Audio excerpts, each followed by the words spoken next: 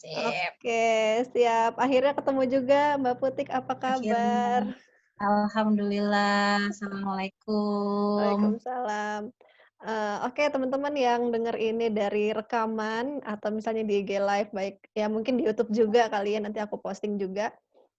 Ini seri yang kita gagal IG live ya, karena nggak tahu error Banget, tadi. Heeh, sampai berkali-kali. Oke, jadi ini, kita hari ini akan bahas mengenai Montessori online. Seru banget nih. Jadi, ini kan seri, tentang refleksi selama pandemi nih, Mbak Putik. Jadi ceritanya, apa, semacam diary lah, aku mau bikin kita, sharing, jadi buat semacam diary supaya nanti, ya setelah semua ini berlalu ya, mudah-mudahan nggak terlalu lama lagi juga, itu kita bisa berkaca, apa ya yang kita udah pelajarin dari situasi ini gitu. Karena 4 bulan ya, udah 4 bulan ya sekarang juga 4 udah bulan, lama ya, gitu. Jadi mudah-mudahan kita bisa ambil yang baik, itu pertahankan yang baik, kemudian nanti yang betul, kira-kira apa ya yang bisa permanen gitu ya ke depan yang mungkin kita rasa ternyata mengubah, hidup gitu, ternyata seru gitu ya, itu kita kan bisa jadi pertahanan. Oke, betul betul. nah mungkin perkenalan dulu ya, Mbak Putik boleh cerita nggak? Mbak Putik ini teman SMA Oke, halo teman-teman. Oke, assalamualaikum, selamat waalaikumsalam. sore semuanya. Nama saya Putih, saya ibu rumah tangga, Mhm. ibu dari 2 anak laki-laki yang luar biasa, sekaligus menjalankan, sekolah Montessori di daerah Jakarta Timur, gitu. Oke, namanya apa dong sekolah Montessori-nya? Sekolah Montessori Capung Kuning. Capung Kuning. Seru banget loh teman-teman loh, nanti Seru lihat di banget, IG-nya ya, Capung seru Kuning. banget. Seru banget. Cerita dulu boleh nggak, kenapa sih pertama tertarik bikin sekolah ya, atau tertarik sama Montessori yang bikin seru tuh apa sih Montessori? Ah, ini awalnya ya. Mhm, Awalnya saya bekerja profesional, heeh Mbak Diana tahu, heeh. eee, Serius banget belum kayaknya ya ada sekolah passion kerjanya. lulusan lulusan lulusan sarjana psikologi, tapi bukan, Heeh psikolog kayak Mbak Dianda ya, heeh. hanya sampai di sarjana psikologi, kemudian saya bekerja secara profesional, belum memikirkan tentang, parenting, masih Mhm jauh mhm sekali mhm. waktu itu, namun saat punya anak usia 4 tahun, sudah mulai tuh cari-cari TK kan, mulai Iya. cari-cari TK, eee, ada yang nggak sreg, waktu itu belum bisa dijelaskan kenapa ya nggak sreknya gitu ya. Mhm mhm. Ada beberapa pengalaman yang kurang menyenangkan lah buat saya dan anak saya. Sampai salah satu sahabat saya kontak, Mhm. namanya Mbak Arsanda, dia memang ada passion untuk, anak-anak. Mhm mhm. Dia pengen bikin kelas, waktu itu di Jakarta Timur masih jarang sekali, tempat untuk stimulasi sensorik, permainan stimulasi sensorik itu jarang Oh sekali, gitu. banyak di daerah Padahal selatan. Jakarta ya? Jakarta, tapi banyaknya di Heeh. Jakarta Selatan, Oh heeh, yang yes, daerah-daerah ke betul. sana, gitu. Terus kita coba, udah deh kita coba gitu. Ternyata responnya amat sangat baik. Oke. Heeh, setahun berjalan, nggak sampai setahun, mulai banyak request, "Kenapa nggak bikin TK Mmm, aja?" Gitu. Terus saya juga berpikir waktu itu, "Iya ya, kenapa nggak bikin TK aja?" Cuma waktu itu metodenya masih belum tahu, apa mhm. ya? Terus Mbak Arsanda kasih saran, eee, kita cari metode Montessori yuk, itu kayaknya bagus loh," gitu. Mhm Saya mhm. sendiri sama sekali belum belum tahu secara dalam. Pernah, itu adalah salah satu metode pembelajaran, cuma di situ saya tahu, Oke, ya. yes yes. Nggak tahu Heeh. panjangnya seperti apa, kita coba pelatihan, seminar, gitu. Ternyata waktu itu masih, "Ini bener nih bisa diterapin sama anak usia dini, Mhm kok mhm. kayaknya" heeh, "kok kayaknya buat saya waktu itu terlalu mengada-ngada," saat Mhm. itu. Mhm. Kemudian saya coba praktekin kan, ya salah satu, uji cobanya anak saya pastinya. Pasti dong ya. Pastinya. Sampai akhirnya kita memberanikan diri membuka sekolah, tapi waktu itu kita belum menyematkan nama Montessori, karena ilmunya Oke. masih cetek banget. Iya iya, oke. Eee muridnya waktu itu masih 6, sembari itu saya memutuskan untuk berhenti Heeh, bekerja. oke. Heeh. Tujuan utamanya pasti anak-anak, tujuan selanjutnya adalah belajar tentang Montessori. Mhm. Jadi saya coba ambil diploma Montessori, di-support sama Mbak Arsanda, kebetulan Mbak Diana yang menemani saya mengembalikan tugas Oh iya, akhirnya. Akhirnya yang sudah lulus ya. tersendat-sendat, akhirnya saya tersendat-sendat gitu ya, karena memang tugasnya yang bikin sepaneng. Mhm. Kemudian dari 6 anak di tahun pertama, 30 anak di tahun kedua, Oke. eee, kurang lebih 50 sampai 60 anak. Wow. 4, gitu. Ini jalan tahun kelima kami, karena ada pandemi, pasti ada, beberapa pergolakan ya, ada Mhm beberapa mhm. pengurangan, murid, gitu. Tapi kami tetap Oke. berjalan di sekitar 50 anak. Siap siap siap. Seru banget emang. Saya sendiri sih sebenarnya suka banget sama Montessori ya. Karena Montessori itu kan pendekatannya sensoris banget dan sangat Mhm, sangat menekankan kesesuaian tumbuh kembang anak gitu. mhm. Dan jarang sekali ada, metode yang benar-benar fokus ke atensi gitu ya dan bikin anak, rutin teratur. Dan waktu sebenarnya Montessori itu kan pertama dikembangkan itu untuk anak-anak yang special needs ya? Betul, berkebutuhan Heeh, khusus, heeh. mhm. Nah jadi Kemudian heeh, Untuk anak-anak berkebutuhan khusus saja berhasil gitu ya, yes, apalagi heeh, untuk anak yang normal gitu. Kebetulan kan iya, memang, Montessori ini dikembangkan oleh seorang dokter ya, Dokter mhm Maria Montessori. Dia, merupakan dokter wanita pertama di Italia saat itu. Jadi mhm, memang, metode yang dia buat berdasarkan hasil observasi, dan hasil pendidikan di kedokterannya. Jadi memang, benar-benar mengedepankan pendidikan usia dini mhm, 0 sampai dengan 6 tahun, mhm gitu. mhm, oke. Nah jadi, berjalan ya 5 tahun udah, terus Caranya kemudian, yang dilakukan nah kan kita akan ngomongin soal efek dari pandemi. Kalau sebelum pandemi mhm. itu seperti apa kegiatannya? Kalau yang Jadi lebih kita tatap wajah pasti ya. Kebetulan kan mhm, anak usia bukan kebetulan, untuk anak usia 0 sampai dengan 6 tahun di Montessori sendiri ini, pendekatannya menggunakan material konkret ya. mhm, Jadi di Montessori itu ada 2 hal utama, yang pertama filosofi, yang kedua penggunaan material konkret untuk mhm, anak, untuk menstimulasi, anak indera anak-anak agar optimal perkembangannya gitu kan. Jadi memang kami sehari-hari melakukan, pembelajaran menggunakan alat gitu. Jadi nggak ada, oke, kalau TK konvensional itu kan misalnya duduk, kemudian di depan ada guru menerangkan gitu ya. yes, heeh, Di kami memang, kelasnya itu tersebar, di beberapa area. Jadi mhm, anak-anak bebas sebenarnya memilih material yang mereka mau. mhm, Jadi, ketertarikan belajar dibangun dari, ketertarikan anak-anak itu sendiri. Jadi bukan mhm, kami yang memilihkan, bukan kami yang menyuruh gitu ya, tapi anak-anak ingin tahu kan, curiosity ya mereka, mhm, "Aku mhm, pengen pakai ini," sehingga, penerimaan pembelajaran mereka lebih optimal karena mereka tertarik mhm. gitu. Dan itu, eee, bebas itu bukannya yang, "Oh enak banget ya bebas, kayaknya tanpa ada batasan." Nah kalau di Montessori itu bebas tapi tetap berbatas. Mhm. Mereka harus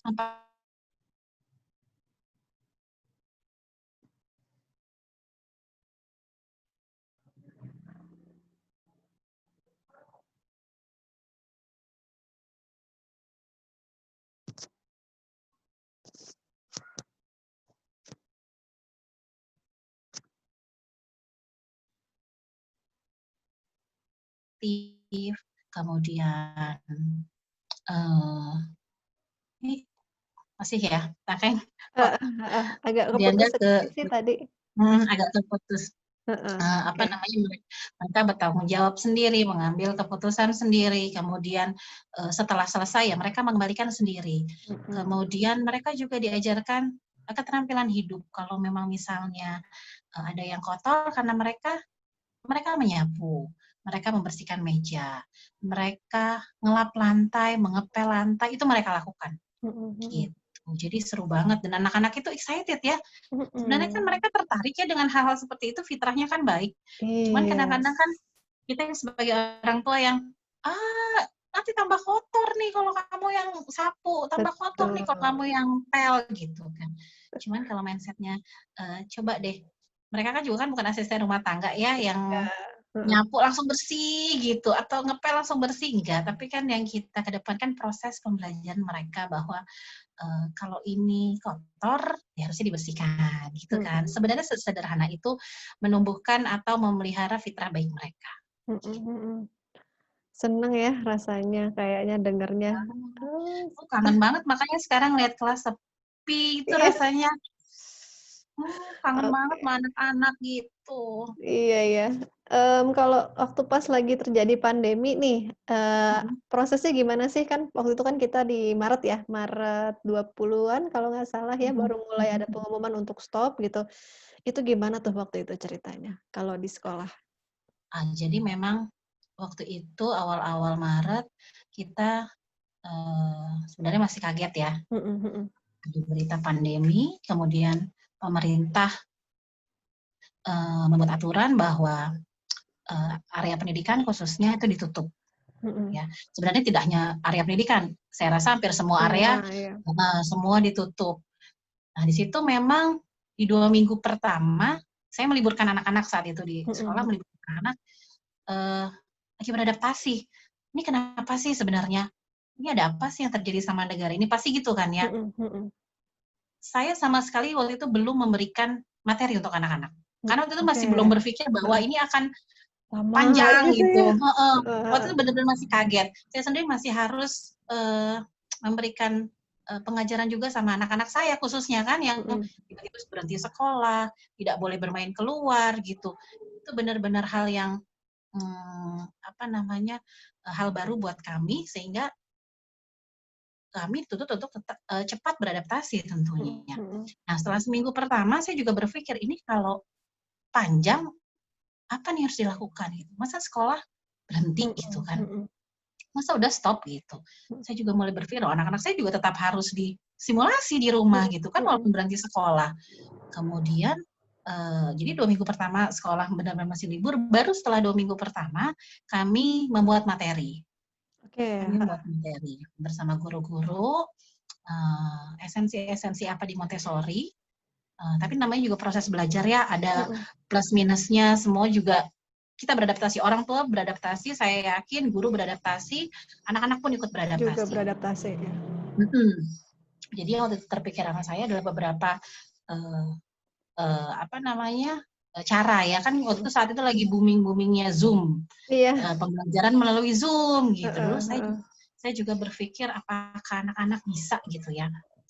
Cuman dengan pertimbangan ini itu kalau saya menggunakan Zoom, plus minusnya seperti apa, kalau saya Mhm menggunakan mhm. video, plus minusnya seperti apa, sehingga sekolah memutuskan kita maju menggunakan, video pembelajaran saja, gitu. Oke.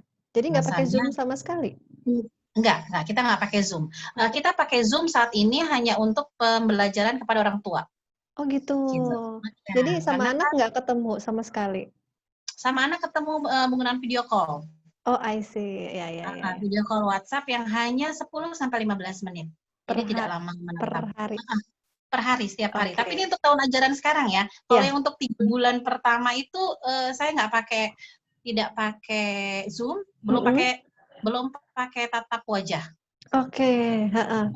Jadi waktu itu benar-benar masih, merencanakan, materi seperti apa nih, Mhm lesson plan mhm seperti apa mhm. nih supaya sampai ke anak-anak, supaya anak-anak tetap terstimulasi setiap harinya. Itu sih yang waktu itu yang utama saya pikirkan. Mhm Dan tetap mhm. membantu orang tua, yaitu memberikan, apa, lesson plan. Kadang-kadang kita juga bingung ya, hari ini mau ngapain nih sama Iya, anak gitu benar. kan. Jadinya jadi di lesson plan itu ada 4 sampai 5 video. Yang Mhm. pertama itu video circle time. Ini circle time ini wajib di kami ya. Mhm Jadi mhm. pengenalan tanggal, tahun, bulan, kemudian cuaca, suhu, Mhm. untuk melatih kepekaan pastinya sama anak-anak. Kemudian ada video tematik, Mhm. kemudian ada, video art and craft, sama video motorik kasar Oke. yang bisa dilakukan di rumah tanpa perlu, Oke. keluar rumah gitu. Gitu deh Oke. Mbak Diana. Boleh ini nggak di-share pertimbangannya apa aja sih sampai memutuskan? Karena kan kayaknya pasti lebih repot ya kalau kita bikin video dibanding sama, kalau Zoom itu kan ibaratnya cuman sekali ketemu terus ya udah gitu ya, setiap Praktis hari gitu gitu. ya? Heeh Heeh. heeh, Tapi praktis. tadi, Bener. apa, tertarik banget karena, apa, jangan sampai kehilangan masa tumbuh kembang, tetap terstimulasi, tapi nggak memilih video. Boleh di-share nggak? Kayak gimana Oke sih oke. pertimbangannya? Kenapa sih waktu itu nggak milih Zoom? Yang pertama, Zoom itu, waktunya, terbatas gitu. Mhm. Maksudnya Oke. nggak bisa dibuka lagi kalau misalnya saya start, jam 8 sampai dengan jam setengah 9 ya kita akan Zoom gitu ya.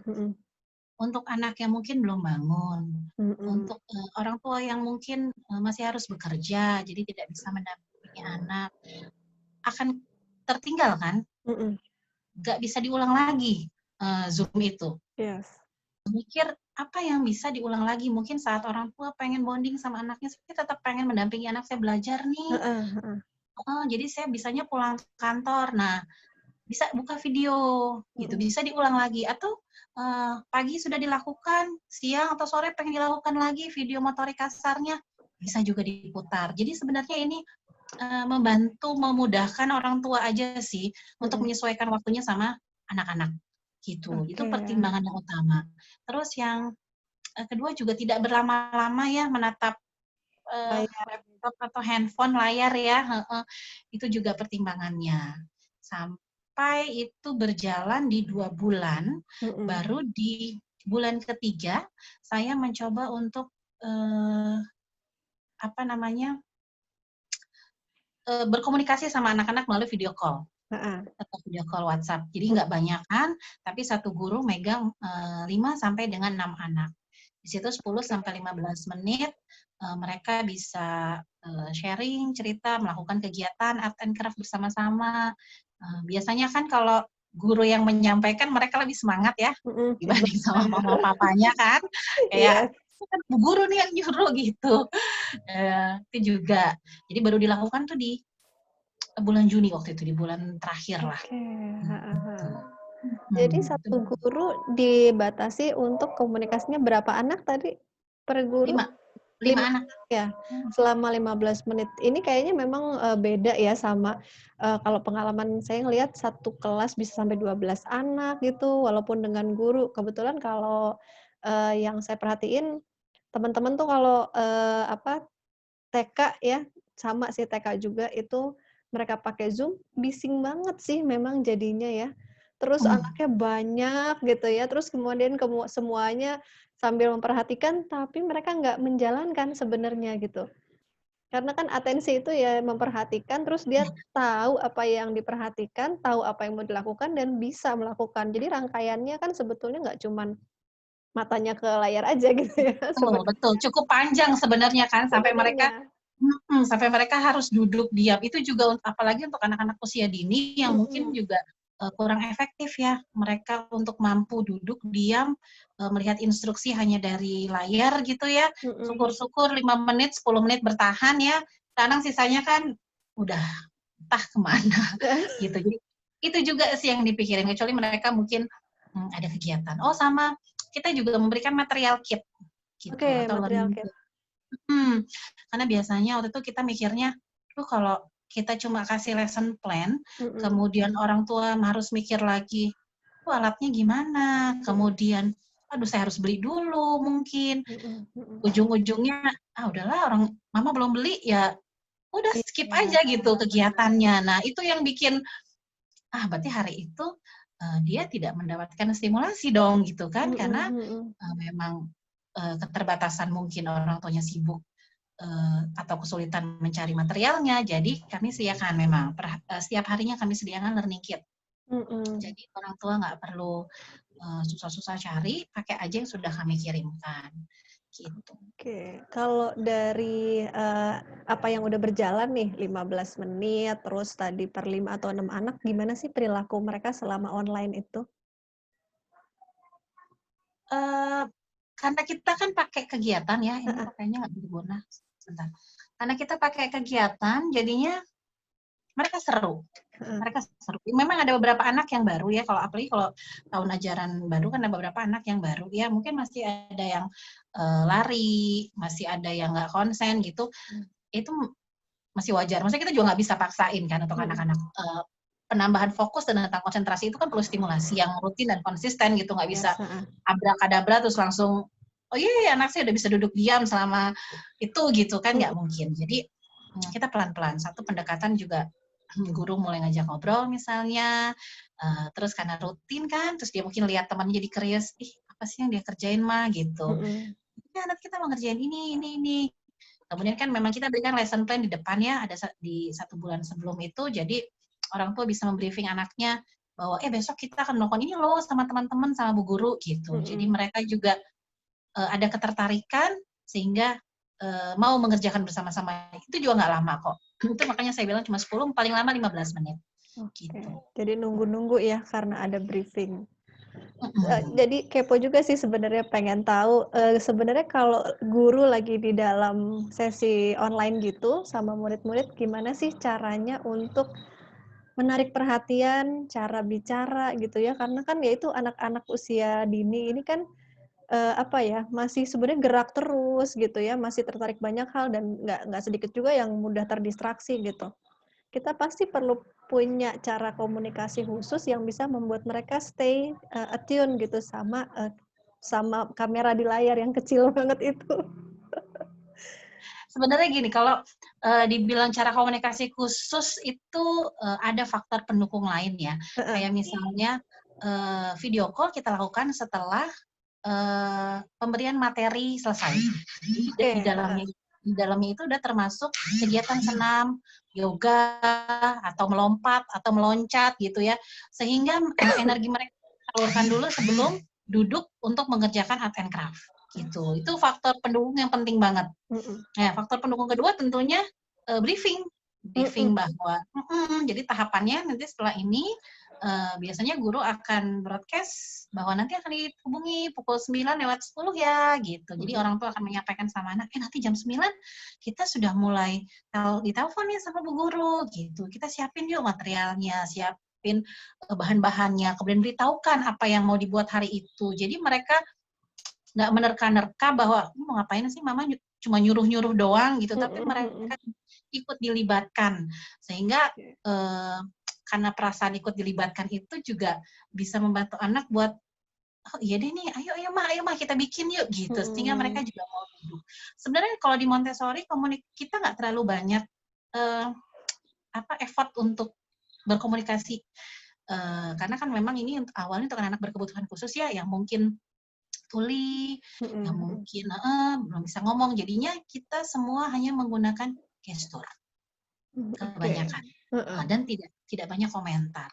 Jadi kami sebisa mungkin memang hanya memberikan instruksi yang penting gitu, yang tidak yang mudah dipahami sama anak. Gitu. Jadi nggak bertele-tele memberikan penjelasan sehingga anak-anak juga nggak apa ya. Kayak kita juga kalau dinasihatin lama-lama kan juga kayak banget gitu ya. Iya Mungkin banget. yang masuk hanya 5 menit pertama, sisanya juga udah ya nggak tahu kemana gitu. Sama mungkin seperti anak-anak juga seperti itu. Berikan instruksi yang efektif sehingga mereka juga mau untuk mendengarkan gitu. Iya, aku rasa dari situ juga muncul yang namanya kemauan ya, kemauan untuk melakukan sesuatu dan kemandirian. Jadi dia kayak berpikir sendiri, terus figuring out semuanya sendiri gitu ya. Nggak terlalu banyak gini harus gini caranya. Itu kan sebenarnya nambah informasi yang belum tentu dia bisa Benar. processing kan. Betul. Nah ini kan dari sisi psikologinya sendiri ya, dan Mbak Dianda menjelaskan gitu kan. Memang tidak terlalu banyak informasi karena memang belum tentu mereka mampu mengolah semuanya itu gitu. Akhirnya malah distraksi gitu. Oke, nah terus kalau misalnya tentang metode ini ya, media-media yang dipakai. Tadi kan supaya anak merasa terlibatkan, supaya mereka tahu ada briefing dulu gitu. Ada nggak sih kalau misalnya di WhatsApp group biasanya orang tua kan pihak sekolah kirim nih ya, Zoom-nya ini nih besok gitu ya, terus parents nanti siapin ini ya gitu. Ada nggak sih ke anak-anak langsung komunikasi yang seperti itu gitu? Nah, itu sebenarnya yang kita nggak bisa ngomong itu ke anak-anak, tapi kita langsung ke orang tua. Jadi memang di tahun ajaran yang ini nih, setelah yang baru ini, bulan Juli ini, kami melibatkan orang tua jauh lebih lagi. Kalau kemarin kan yang 3 bulan sebelumnya kami hanya berpikir, oke, stimulasi apa nih untuk anak-anak, untuk membantu orang tua gitu ya. Tapi di tahun ajaran baru ini, kalau di sekolah Montessori sendiri memang kami tidak mengambil pengasuhan anak dari orang tuanya, tapi memang sekolah kami juga wadah pembelajaran untuk orang tua. Dan anak-anak juga guru-guru termasuk saya sendiri gitu. Ya, sehingga seminggu sekali kami membuka pelatihan untuk orang tua mengenai penggunaan alat, mengenai sosialisasi khususnya filosofi Montessori. Jadi memang orang tua sudah dibekali, kami akan berikan lesson plan nih selama 1 bulan. Sampaikan kepada anak-anak setiap harinya apa yang mau dikerjakan besok. Gitu. Biasanya guru juga pasti sebelum kirim video akan ada voice note awalan untuk memberitahukan hari ini kita akan mengerjakan ini gitu. Nah, ya jadi ada voice note ini untuk anak-anak gitu ya? Untuk anak-anak juga dan nggak perlu panjang-panjang sebenarnya. Nggak usah panjang-panjang, hanya beberapa detik saja gitu. Bahwa hari ini kita akan mengerjakan kolase jagung misalnya. Nanti disiapkan kolase jagungnya ya yang ada dan kita kirim material kitnya itu sudah berdasarkan tanggal dan sudah di strapless masing-masing hari. Jadi memudahkan anak juga sebenarnya untuk mencari, memudahkan orang tua juga. Gitu. Oke. Seru banget. Jadi sebenarnya orang tua itu sangat terlibat gitu ya dan sangat besar pengaruhnya dalam kegiatan stimulasi di rumah. Dan effort sekolah tuh luar biasa banget loh. Aku salut banget loh. Ini jadi semua material disampaikan, udah disiapkan, terus pakai video, terus juga setiap hari berapa ditambah setiap minggu ya atau berapa lama tuh ada pengajaran untuk orang tua? Seminggu sekali. Seminggu sekali ya. Berapa lama itu sekali ketemu? Seminggu sekali biasanya 1 jam sampai 1 jam setengah. Jadi kalau karena kami melakukan peminjaman aparatus Mbak Dianda, karena mikir juga kan nih alat di sekolah yang harusnya menjadi hak anak-anak kok tidak dipakai gitu kan. Akhirnya dengan segala plus minusnya kita coba untuk kita pinjamkan. Kita pinjamkan kepada anak-anak dan orang tua.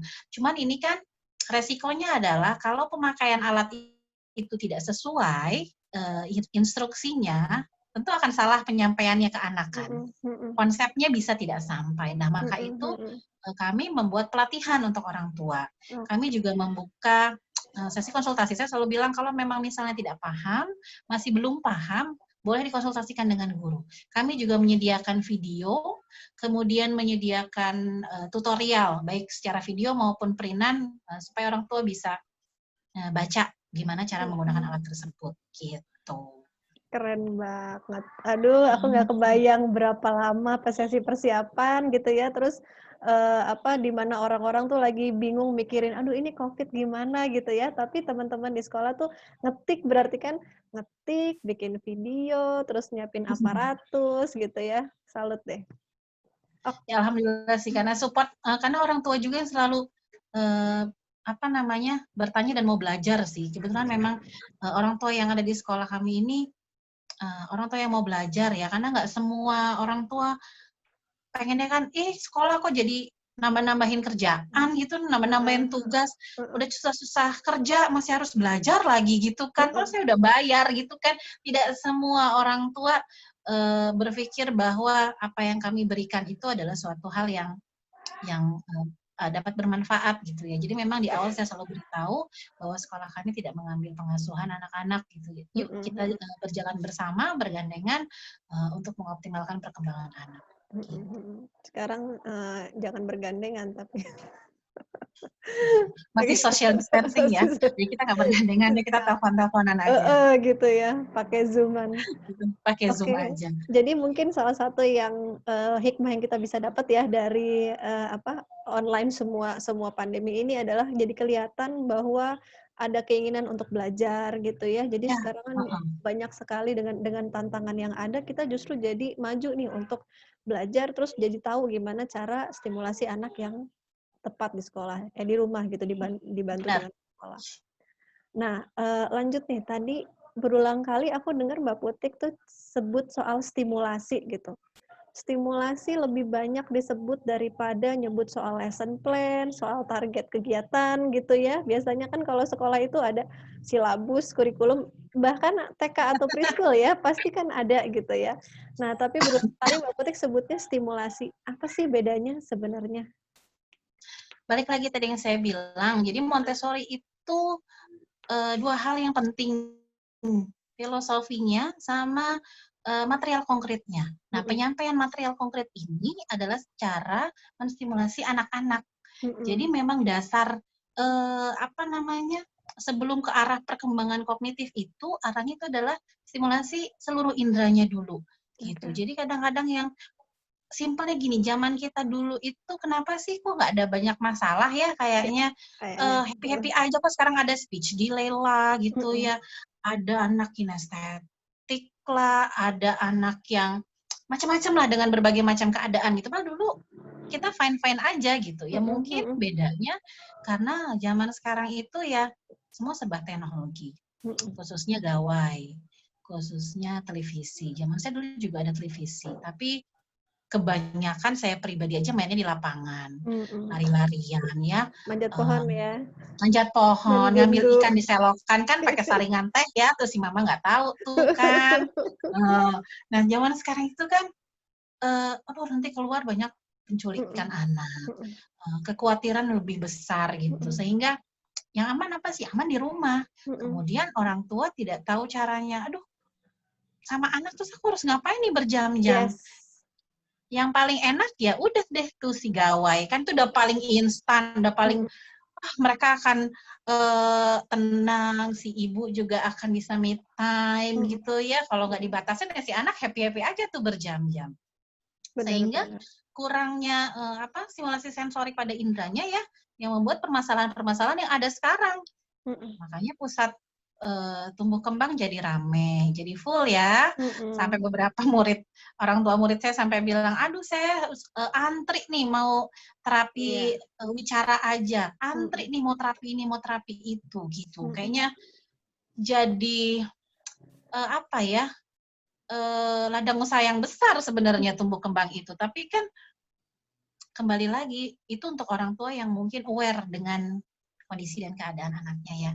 Kalau memang misalnya tidak, ujung-ujungnya ya terjadilah gangguan belajar kan kalau sudah masuk ke sekolah formal. Oh jadi panjang lah ceritanya kalau itu tidak terselesaikan akan jadi panjang ceritanya. Makanya yang perlu dipahami dulu yaitu bahwa benar-benar nih usia 0 sampai dengan 6 tahun golden age yang butuh stimulasi itu benar-benar bukan dongeng belaka gitu ya. Jadi memang sensitive period di usia-usia ini nih penting untuk kita berikan stimulasi sebanyak-banyaknya, baik hal-hal sepele mulai dari mungkin indera perabanya, kasar halus gitu kan, indera penciumannya, penglihatannya, apapun itu sekarang kita lakukan dan itu dikemas dengan kata-kata bermain. Itu yang kadang-kadang orang tua, main mulu nggak belajar gitu ya. Padahal kebutuhan bermain anak-anak di usia itu seperti kebutuhan makan. Oh makan, oke. Makan itu harus buat anak-anak kan. Iya. Memang harus tersalurkan gitu. Jadi ya kadang-kadang ya ya mungkin zaman kita dulu ya, apalagi kita dulu kalau disuruh, yuk kita belajar gitu kan langsung lemes. Tapi yuk kita main tuh happy banget gitu ya. Kita nggak merubah mindset itu bahwa kita bisa kok bermain sambil belajar gitu kan, semua bisa dilakukan gitu deh. Iya, jadi benar sih kalau misalnya kita benar-benar udah tahu ya, balik lagi ke pengetahuan ya, karena sekarang kan memang zamannya mesti belajar banget karena banyak banget perubahan yang terjadi. Kalau kita tahu masalah gangguan sensoris, bahkan belum sampai terdiagnosa pun itu permasalahan sensori itu juga banyak. Permasalahan motorik itu juga banyak.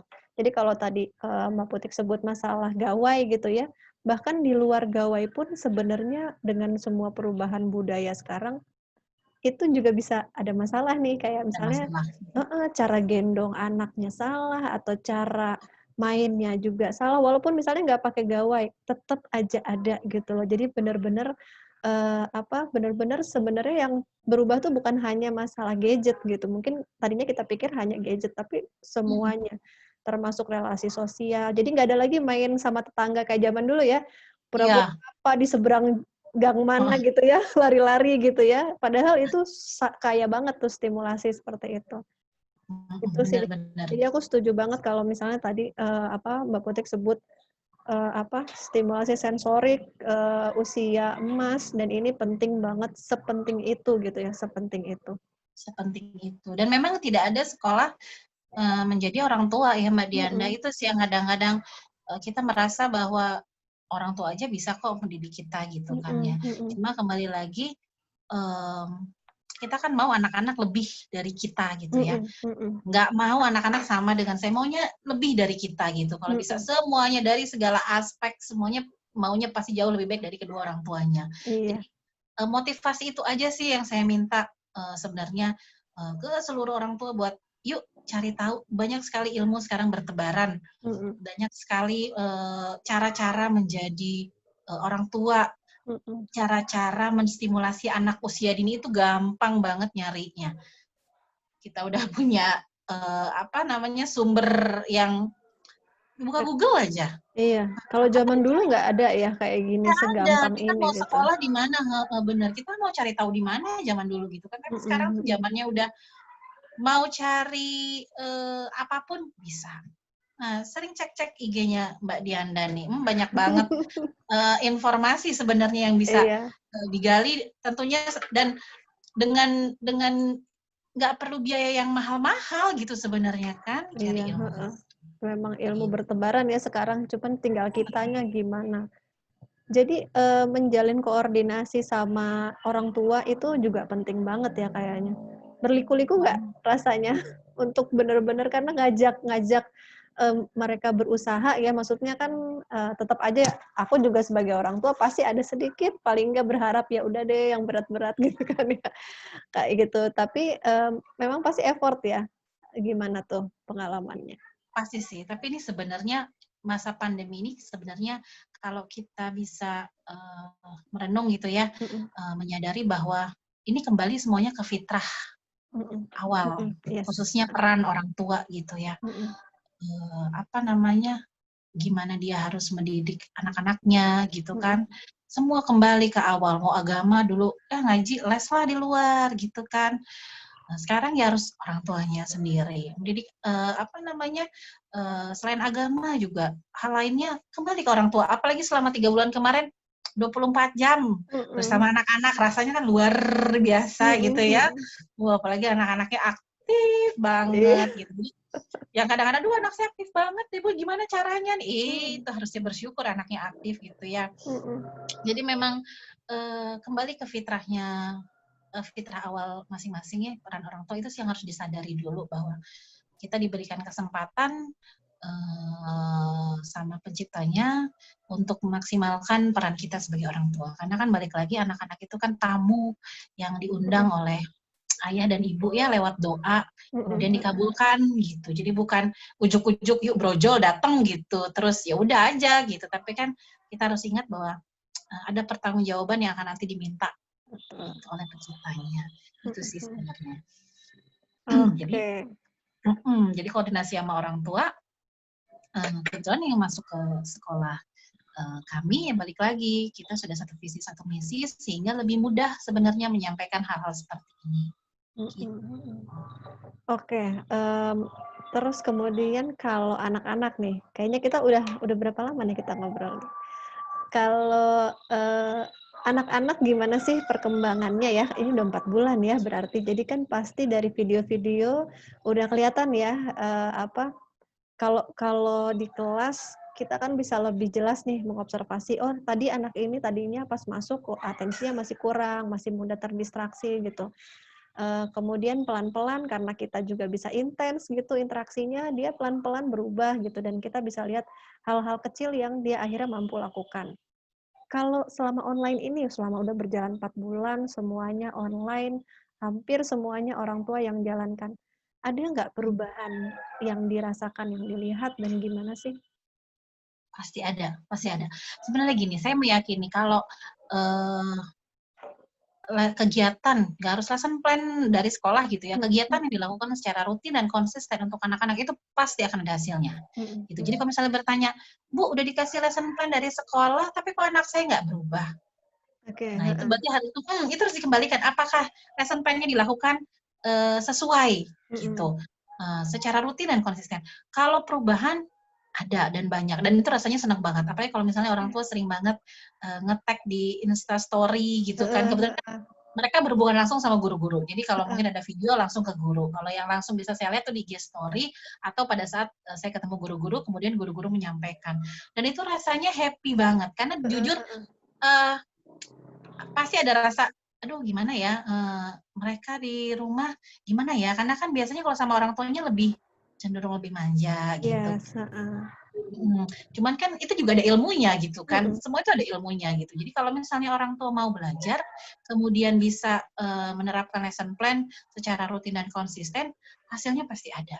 Contoh misalnya 3 bulan sebelum anak ini menulisnya masih belum pakem 3 jarinya. mhm, mhm, Kemudian penekanannya juga masih terlalu menekan. mhm, Nah, ibunya tuh selama 3 bulan ya, belum masuk tahun ajaran baru kemarin beritanya juga, tetap menstimulasi anaknya, tetap mhm, ikutin kegiatan sekolah, sampai anaknya tuh happy banget katanya. mhm. Saya dapat laporan tuh, kalau misalnya barang lesson plan-nya udah habis di hari terakhir, dia sedih katanya gitu. Oke, Dia sampai sedih gitu, karena, "Ya kita nggak belajar lagi dong," gitu. Padahal nanti besok oke. akan dikirimin lagi gitu kan.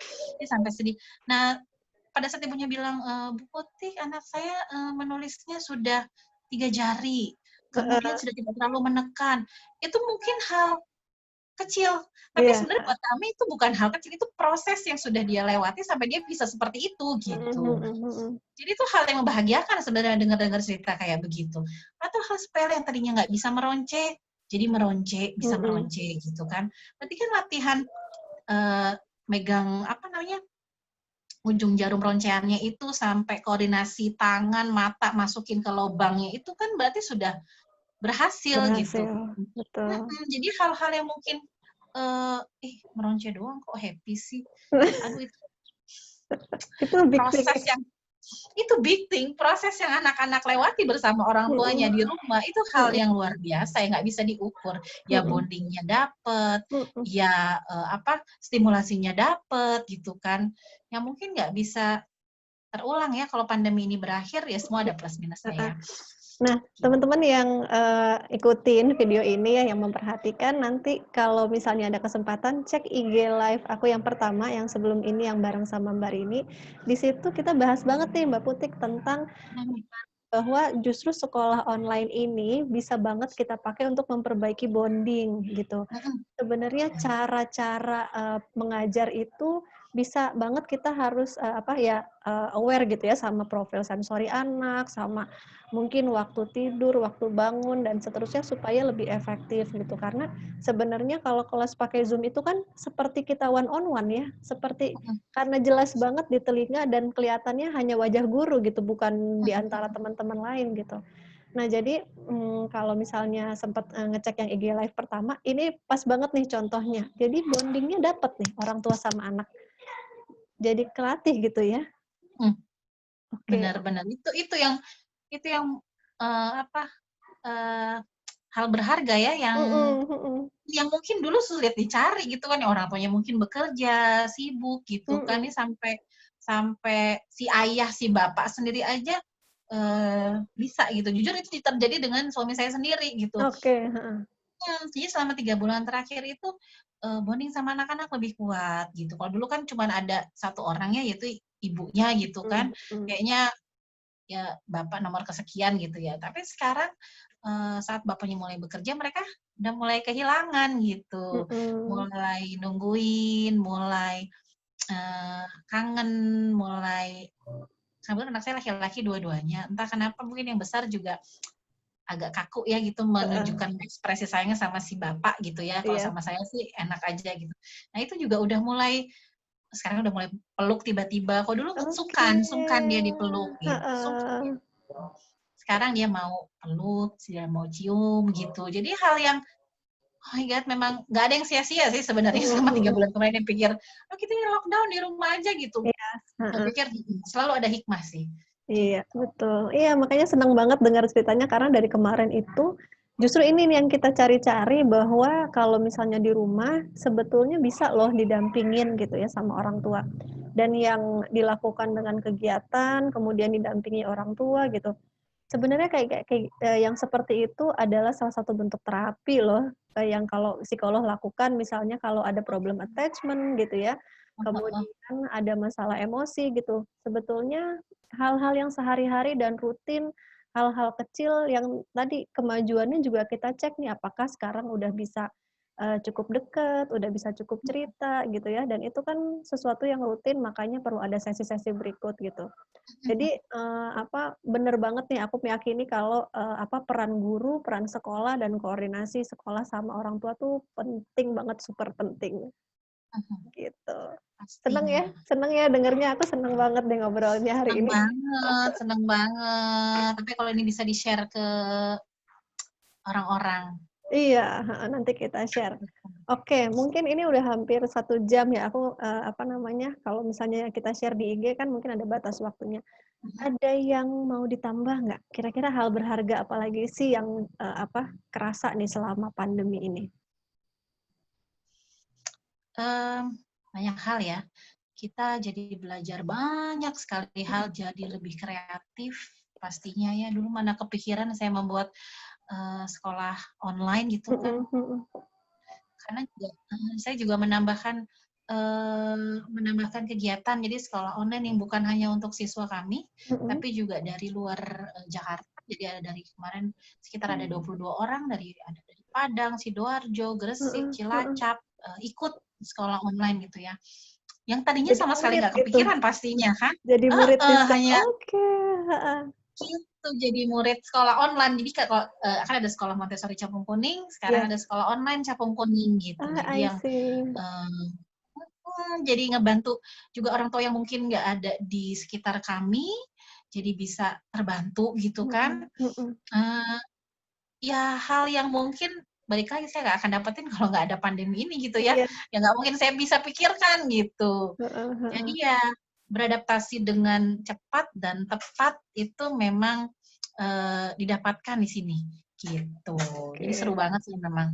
Oke, sip. Jadinya kita juga lebih berani ya, bikin apa gitu ya, bikin sesuatu ya kayak gini nih kita ngobrol, itu kan, yang mungkin kita nggak pernah lakukan kalau nggak, terjadi pandemi dan kita semua di rumah terus-terusan. Benar benar benar. Jadi harus harus, kreativitasnya jadi keluar ya Iya, tertekan. oke. Sip sip kalau kayak gitu. Mungkin kita udahin dulu ngobrolnya, terima kasih banyak, aku belajar banyak banget dari Mbak Putih. Sama-sama. Eee, Nanti aku juga mau, ini ya, undang Mbak Dianda. Siap, Ada gantian kita. gantian aku pengen bahas masih banyak banget yang pengen dibahas ya. Iya, Nanti banyak banget. mudah-mudahan insyaallah ada sesi-sesi berikutnya ngobrol-ngobrol lagi sama Mbak Dianda. Sama-sama. Oke, nanti kita ketemu lagi insya Allah.